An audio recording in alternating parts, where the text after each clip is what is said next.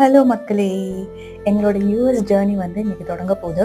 நான் வந்து யுஎஸ்ல 8 இயர்ஸா இருக்கேன். ஆனா பிரணேஷ் வந்து இப்ப தான் ஃபர்ஸ்ட் டைம் வராரு. கல்யாணம் பண்ணிட்டு கோயம்புத்தூர்லேருந்து அப்படியே டைரக்ட்டா வந்து யுஎஸ் வராரு.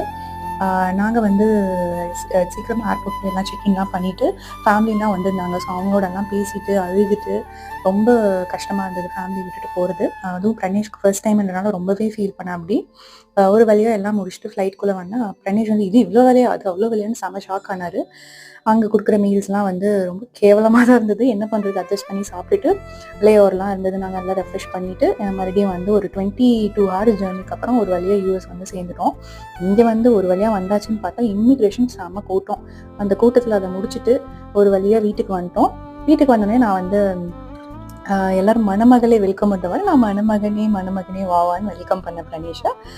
இன்னும் நெக்ஸ்ட் வந்து எங்களோட யுஎஸ் வீடியோஸ்ல வந்து நாங்க போடுவோம். ஸோ நெக்ஸ்ட் வீடியோல சந்திக்கலாம்.